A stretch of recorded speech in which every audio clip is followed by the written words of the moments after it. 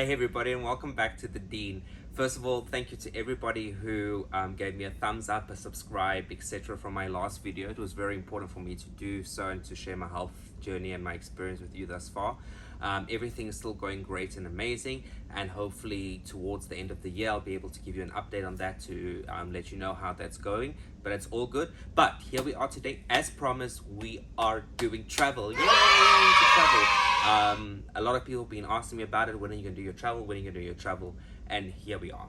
So today we are going to be talking about the one and only Seattle in Washington. Yes, Seattle, known as the Emerald City due to the evergreen forests that surround the city and outskirts of the city itself, the acres and acres of parkland. And believe it or not, Seattle is also the largest city in Washington state itself, and the home of massive tech giants such as Microsoft and Amazon. So yes, I know that sounded very scripted and rehearsed, but I do have my iPad here in front of me because I needed to take notes. As you know, the last time, to film a video by yourself and remember everything that I want to share sometimes can be very, very difficult. So I made sure that I brought my baby here with me to make sure I wrote all my notes to be able to give you the exact experience. Now, the video that I want to do about my travels is obviously tell you a little bit about the place itself, my experience, what I've done there, how I got there, what I felt about the place as a whole, and then also talk about the things that you as a tourist or a visitor to the city can go and do. And I'm not just talking about the top 5 destinations and top 5 tourist attraction sites. I also want to give you some insights of maybe hidden gems of things that you might have heard of, things that maybe you didn't hear of, and things that I found an exciting experience that I found on my own or through some investigation, and I'd like to share that experience with you. As I told you, one of the benefits about being a seafarer and going to all of these various places in the world, most of the time you repeat an itinerary in a contract, so you get to see a lot. Yes, sometimes all we do is wake up and go to the Walmart, do our shopping and come back, but there are so many other times we get to explore other amazing things, and we get to find amazing things, and that's what I want to share with you today. So yes, Seattle is a place. Seattle is known as the Emerald City. As I said, it's really, really beautiful, and one of my top 5, definitely top 5 places of traveling. And the reason being for that is that Seattle, I first went back in 2012. Seattle was where I joined my very, very first ship as a seafarer. I joined the Golden Princess in 2012 in Seattle. But besides that, Seattle was also my very first proper destination I've ever traveled to anywhere overseas out of South Africa. So it was super exciting. I can remember before I left, I actually called a friend of mine in New York City. Can you believe? Yes, Roy. Hi, Roy. Give you a big shout out. Oh, and by the way, a big shout out to Billy Lamore as well. This is a Billy Lamore, an amazing, fabulous drag queen I experienced in Vallarta. This is a t-shirt that she gave to me. She's amazing. We love her. Big shout out to Billy. But back to Seattle. So I gave my friend in New York a call, and I was like, what am I going to do? I'm going to Seattle. I have a full afternoon and a full evening before I have to join the ship the next day, and I want to go and experience something. I don't just want to go and arrive and sit in the hotel and be like, okay, well, I'll wait for the taxi to pick me up to take me to the ship in the next morning. No, I want to go do something. It's the first time out of South Africa. It's the first time in the United States. It's the first time anywhere overseas. So I want to go do something that's super exciting and experience for me. So to cut a long story short, the day I arrived in Seattle, in Tacoma, which is about 1 hour outside of the city itself, through an airport called SeaTac. I still remember calling him from my iPad, and I was like, okay, so this is what we need to do. How do I get there? How do I get downtown? And he said, you're going to use a thing called the Link Light Rail. Okay, the Link Light Rail is like a train. They have a train system as well, but the train, it like runs on these tracks that are built up on the ground, so like it runs over the city. It's quite incredible. It's awesome. So I packed my bags. I left my bags already at the hotel. I went down to the Link Rail, which was about 5 minutes walk from the Marriott where I was staying in Tacoma, near the airport, and I got on this Link Rail. And now you must imagine, like, I was so excited. This is a guy, first time out of South Africa. I'm just randomly hopping, and here I'm off to go down to the city. Now, the first thing besides wanting to see everything in the city possible that I wanted to do, was I wanted to see a yellow cab. Yes, yes, yes. For me now, 10 years later of traveling, and be like, oh, a yellow cab, okay, great. For Americans, it'd be like, oh, well, we see that every day. But I promise you, for someone who's never been outside their own country, like South Africa or any other country in the world, like to the United States, taxis in South Africa do not look or feel like the taxis anywhere else, like in the United States, and they're definitely not yellow. So when you've always seen these movies growing up, and you see, oh, the yellow cabs, but like, I just want to find a yellow cab, I want to get inside a yellow cab, and that's what I want to do. So I got off the link rail. I will never forget, I ride into the city. I found my first yellow cab, and I was like, yes, I'm going. I want the yellow cab to take me. And my first stop and destination actually for that evening, because you need to remember my time was limited, so I went to Capitol Hill.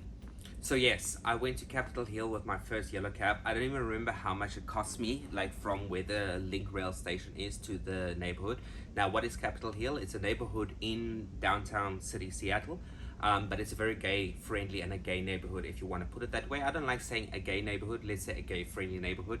So I was like, I'm gonna go hit up a couple of restaurants, a couple of bars. I didn't land up in a restaurant, I landed up only in a few bars. I don't think I ate that night, I can't really remember. But all I know is that I really had a really good time. I couldn't stay too late because the link rails don't operate all night. I don't know if that's changed. I mean, I'm telling that was like 10 years ago. Haven't used it since. They could have changed, but I don't know. That's what Google search is for. So I didn't stay out too late. I went back to the hotel. I joined my ship the following day. Now, years later, I returned to Seattle actually for the Alaskan season itself, which was really great. And I went out to a few places, and even during that time on my first contract, I also went out. But you need to remember, Seattle was our turnaround port. So what does turnaround mean? A turnaround port is where we embark our new guests and disembark our old ones, or disembark the old ones and embark new guests. So turnaround ports for most seafarers and crew members is the most craziest day of the 7-day cruise, 14-day cruise, 3-day cruise, 4-day cruise, whatever it is. It's a multiple of hours off. It's a lot, and you try and squeeze in so much. And when I get into the places that I did go to, I did try and squeeze in as much as I can. But as I said, years later, I managed to return to Seattle, once again also being a turnaround port. But I've done Seattle as wayports before. Now, what is a wayport? A wayport means that it's not a turnaround port, it's actually a port within a cruise.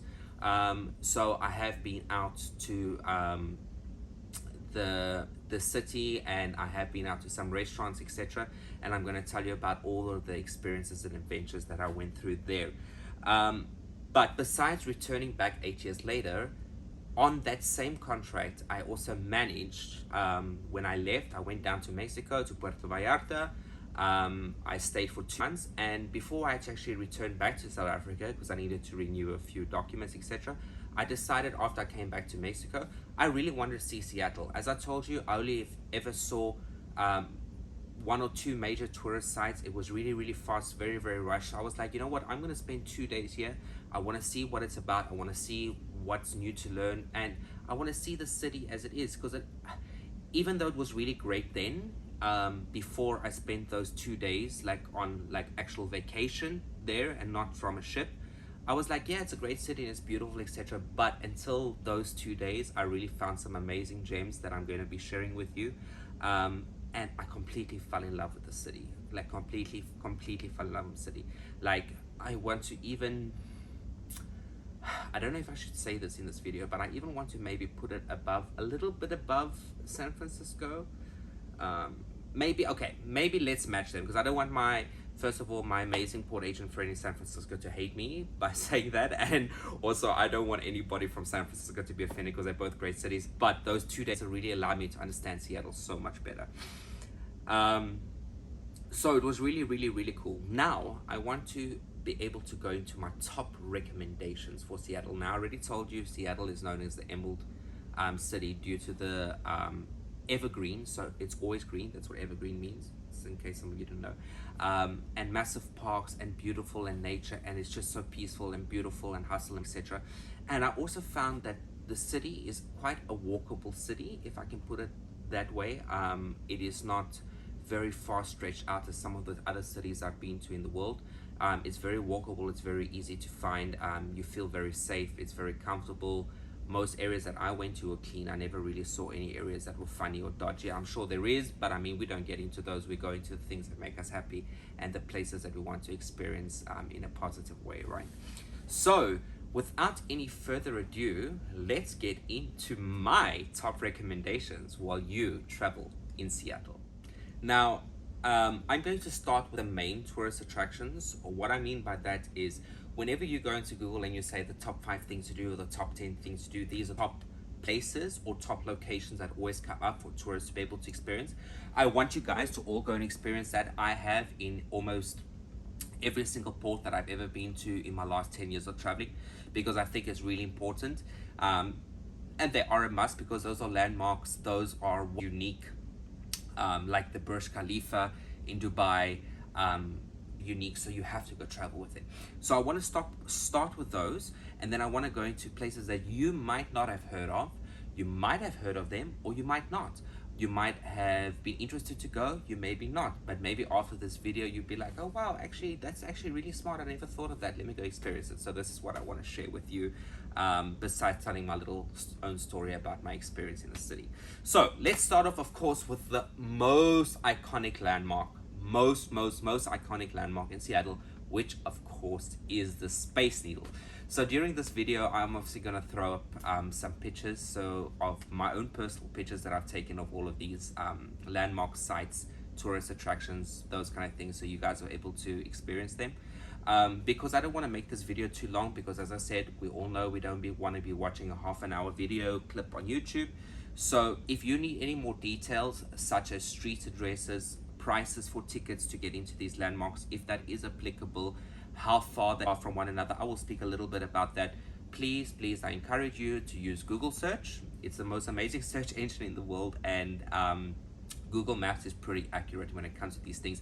And that's actually how I get around. As a tip 101 for traveling, I get around most of the time with Google Maps. Google Maps is always my friend. I told you I Google the top 5-10 tourist destination spots, and also maybe things I've seen in movies or things I've heard from a friend, and I Google and I walk everywhere, or I take an Uber or I take a taxi, etc.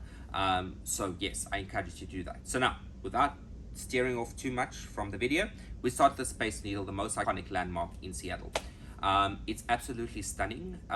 You start from the bottom, you go up with an elevator inside all the way to the top dome of the Space Needle. And you have the most amazing vistas and views of the entire Emerald City. You can see down to the waterfront, where the Seattle Great Wheel is. You can see the whole of the city, or the suburbs, or the blocks on a clear day. I know there is, I should have done some research on this, but I know there's quite a famous mountain in the background that always has some snow on it. Now I can't remember the name, but I'm sure someone can this. I know that it is quite a famous landmark as well. You can see it from there. So if you really want an amazing view of the city, the Space Needle is the place to be. And the best part about it is the Space Needle is quite at the end of town. So if you're coming from a cruise ship, for example, and you want to go to the Space Needle, it's like a $10, 10-minute cab ride. It's amazing, it's quick, it's simple to get there. It's one of the closest landmarks to the cruise ship terminal area. Then, just below the Space Needle, probably about a few meters or a few feet from it, there is a museum called the Museum of Pop Culture. And the museum boasts a lot of musical related items, starting with Bob Dylan, Jimi Hendrix. They've also got a few movies such as the Avatars, costumes, etc. And it's a very mixed museum, like, of pop culture. It's really cool, and it's got one of the biggest screens that play music or music concerts inside that museum that I've ever seen in my life. So it's a nice little walk around. It's fun. There is some interactive things to do, but as I said, I was there 10 years ago. I'd never been back again. And not because I don't want to go back. That's another tip 101. If I travel somewhere, I don't necessarily want to go back and repeat the same thing, because I want to learn new things. But I'm sure you've just made it even better. And the cool thing about the Museum of Pop Culture is that when you're on top of the Space Needle itself and you look down at it, it looks like a broken guitar. I'll put up a picture so you can see. It looks actually like a broken guitar on top. It's super cool and super amazing. And inside the museum itself, they've got this massive statue in like an atrium area that's all made up of guitars. It's quite stunning. It's amazing. More pictures to come as well. Then the third thing on the top 5 most visited places in Seattle is, of course, Pike Place Markets. Yes, now super famous for its picture that says Pike Place Market with a massive clock on, and it's labeled, if you go Google Pike Place Market, which is a fish market. Yes, it's true, most of the stores inside that market is fish, but super fresh, like they just caught on that day, or it's fish and a lot of seafood. However, there is also florists selling fresh florists. There is a lot of handcrafted items that people make. There is one station, oh my god, amazing, they had the different kind of bottles of different kind of balsamic vinegars. Now, I'm a balsamic vinegar lover, and they had all of these different flavors balsamic vinegars, and you get to taste them. It is just super incredible and super amazing. Inside Pike Place Market, there's also a couple of restaurants, and there's also these weird like antique kind of trinket kind of like shops, if I can put it that way. It's nothing specific that I would say they sell like ornaments or dolls or jewelry. It's like a trinket. They sell all these various things inside these stores in Pike Place Market itself, which I find that it's really cool. So it's not just a fish market. As I said, there's fish, seafood, restaurants, these trinket stores, as well as small little farmers market kind of things, fresh vegetables, fruits, those kind of things, and all super fresh and super amazing. It does smell a little bit, but what do you expect when you go into a place? It's a majority fish market, right? Now getting into the few things that people still know, that's still quite popular, but maybe things there that you didn't know. Now, we all know, and if you don't know, you're going to learn something today. Seattle, besides being the tech giants and home to Amazon and Microsoft, or the birthplace of Amazon and Microsoft, etc., it was also the birthplace of Starbucks coffee. Yes, that's correct. It was the birthplace of Starbucks coffee. So right opposite, literally, I can walk here to where my camera is, maybe just a little bit further from Pike Place Market, and you walk into the very first ever Starbucks store. Yes, the very first ever Starbucks store. Now, the cool thing about the Starbucks store, it's not very big at all, but the whole outside will say welcome to the very first store of Starbucks, and the logo itself for that specific store is the very first logo that Starbucks ever created. So that's a pretty cool thing. But the other cool thing that you might not know of, because the coffee is going to be the same, it's not like the first Starbucks store and the other Starbucks store, the coffee is different. I'm sure they got some reserves there, etc. But the one thing that you can get there that you cannot get in any other Starbucks store or on starbucks.com or on Amazon or any of these places is that they sell exclusive merchandise. So like coffee mugs, placemats, flasks, all of those kind of things that all say the first Starbucks store, and you can only buy it inside that store. So you cannot buy them from other Starbucks stores, and you cannot buy them online. You can only buy them inside that store. So that's pretty unique and pretty amazing. I've got a flask from there. It's pretty cool, which I hold dearly because I can go to that specific store. Right, now, just down the road, so if Pike Place Market is here and Starbucks is just opposite, you just literally carry on walking and the road goes out to a main strip. But just before it goes to a main strip, it goes like down to an alleyway. Now, inside this alleyway is another famous place that people like to go, called the Bubblegum Wall. Yes, so it is literally a street, or if not even a street, it's an alleyway with 2 brick walls on either side where people go and put the bubble gum. Yes, so they've eaten bubble gum and they put it on the wall. Now, I've seen pictures before. I personally visited myself where the wall was super covered, like covered everywhere in bubble gum, and it just smells like bubble gum when you go there. Bubble gum on the floor, bubble gum on the wall, etc. But when I went, there was still a lot of bubble gum, but not as much as before, because I do believe that they do clean it every now and again, which I think is a good thing, because otherwise it would just probably get too infested or too disgusting. But nevertheless, you will still get to experience it if you want to go see the Bubblegum Wall. Okay, right, now to get into some places that you might not have heard of, or might not have experienced, or might not have seen, or you might have heard of them but you didn't think it was worth a visit, but I'm going to tell you that it is. Now, the first place that I want to start off with is the Escala Building. What is the Escala Building? For all my 50 Shades of Grey fans, yes, that is the building that Christian Grey lives in. That building is an actual real building in Seattle. I don't know if the real apartment inside, but the building where he flies Anna with a helicopter over it and you see Escala written, that building exists. It is in Seattle. I'm going to put up a picture, which I've loved. I was obsessed. I love 50 Shades. I love Christian Grey. Obviously, the most perfect husband in the world. Hello. Hi. How are you doing? Anyway, so I visited Escala. It's really cool. You can take pictures outside with the sign, as you see here. But you cannot go inside. They're very, very strict. It is an apartment building in real life, but I think like super wealthy and people live there, and I'm sure every single day that little security guard and receptionist get harassed by people wanting to go inside trying to find Christian Grey. But trust me, he's not there. I looked and I got kicked out of the building, so don't try and go inside. Just take your pictures out and enjoy it, okay? Then moving on to a little something to eat, not too far from where I first started, by Pike Place Market. So right opposite Pike Place Market, I told you, is the first shop of Seattle. A few shops down the line, there is a restaurant there called the Beechers Handmade Cheese. Now, let me tell you something. I personally hate lines. I hate lines in takeaways. I hate lines in buffets. I hate lines anywhere I have to stand in line to be served food. No, I would rather wait or rather do a drive-through. But after I walked out of the Starbucks store, I saw all of these. It was almost lunchtime, and they only open at lunchtime actually. They make their own cheese there, and you can see through the window them actually churning the cheese and making and stuff. I saw these people lining up. There must have been like 15 or 20 people lined up. And I was like, well, if people are lining up to go inside the small little cheese shop for whatever they're going to buy, it must be good. So I lined up. This smells amazing, smells amazing. I get my turn. The items are exceptionally limited. When I went there, there was just either mac and cheese, or the cheese that they make, mac lobster and cheese, or toasted cheese, and then coffees, etc., etc. So I was like, I was seeing the bowl that they were serving the mac and cheese, and it was like this big. So I was like, no, that's not going to be enough. Maybe I must do a toasted cheese as well. I'm actually drooling as I'm trying to tell you about this place.